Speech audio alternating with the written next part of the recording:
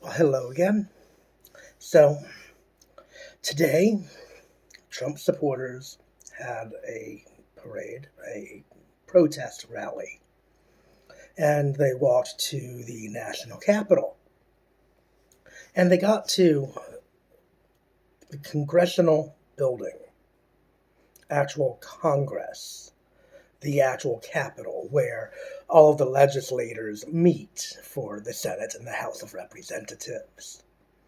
And when they got there, they stormed the place. They didn't enter through regular procedure. They simply overwhelmed the security by just walking past them in huge droves. And of course, the campus police responded, and pretty soon Capitol Police were not quite barricading, that would be the right word, but the Capitol Police were responding to basically an invasion of our capital, where these protesters were in fact violent. Someone got shot as a result. Several people have been injured, particularly on Capitol Police force. And essentially what we saw today was just walked right up to the line of effectively an attempted coup.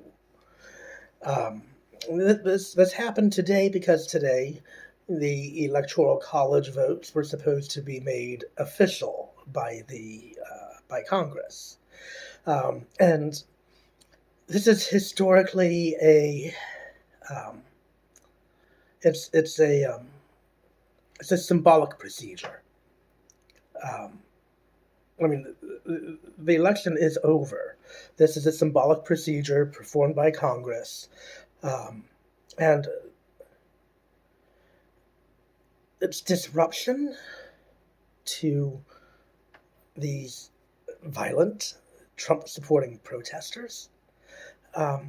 It's not a good sign. It's not a good look. And it's concerning. It's concerning because the President of the United States has time and again repeated false, baseless claims that the election was fraudulently taken from him and his supporters. And he's been repeating these lies since before the election. Even before the election, he's decrying mail-in voting, and that's different from absentee voting, except every election official who knows anything about it came out and said that's just not true. Absentee voting and mail-in voting are the same thing. But Trump supporters ate up that there was some kind of difference that doesn't exist. So he started before the election sowing the seeds of doubt in our most fundamental institutions, our elections. And of course, he lost. And he said, "See, I told you there was going to be fraud, and I lost, therefore there was fraud." No, that's not how this works. You see, in the 60-plus cases that the Trump campaign has brought since the election, trying to overturn the election, in no small irony, not one of those actually complained in the complaints. They didn't complain that there was fraud. They didn't claim there was fraud in the actual suits for a reason. There's no evidence that there was fraud. Certainly not to the extent that would be required to overturn this election to Donald Trump's favor. It's just, it doesn't exist. Oh, but two dead people voted. Yeah, 2 dead people in Georgia did vote for Trump. How is that working in your favor? It's not.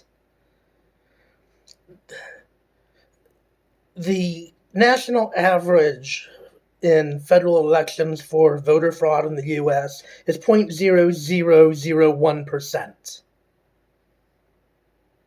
That's the rate. It's not even close to being enough to make any change in the outcome of this election, which Donald Trump lost by over 8 million votes. And you can decry, oh, the Electoral College, blah, blah. Yeah, I know. But you know what? He still lost in the Electoral College by the same margin that he won the previous election. So, no, there wasn't any fraud that changed the outcome of the election from Trump to Biden. It was always for Biden. And don't sit here and try to tell me I'm some Democratic apologist. I'm not. I'm not a Democrat, okay? I'm not a Republican either. So trying to argue that I'm on the other side of the system, the other party, I'm the opposition, I'm not. I'm observing what happened. And what happened today has never happened. Well, it happened one other time in America. And that was just before the Civil War. Yeah. Just before the Civil War. Okay? That was the last time there was an occupation of our capital by unlawful occupiers. And this riot today, that's what it came down to. These acts of violence that attempted to cow and otherwise frighten our representatives from doing their job of certifying the Electoral College votes. The terrorism that was perpetuated today. This was nothing short of insurrection. It was a bold-faced attempt to impede, or otherwise stop Congress from doing its job. That is the definition of insurrection. And Donald Trump fomented that. And he's been fomenting it for weeks upon weeks, if not months now. Donald Trump is responsible for what happened today. Someone died today because of his words that got turned into action. You can't say, well, he didn't mean for it to happen like this. Bullshit. He meant for it to happen like this. He stoked these flames. He has done it with enough frequency and volume that somewhere in that addled brain of his, he knew exactly what he was fomenting. He knew where this would go. He knew that this, or something like it, would be the end result. And if he didn't know that, if he couldn't anticipate that, that only goes to the point of his being, well, either really dumb, or a narcissist, or pathological. I'm voting for all three, because that's what he is. And I hope that his cabinet invokes Article 25 and removes him from office immediately. Because at this moment, for what I believe might be the first time in United States history, the President of the United States is a clear and present danger to our democracy. And he must be removed immediately. That's all I've got for you for now. I'll have some more half-baked thoughts for you in another day or two.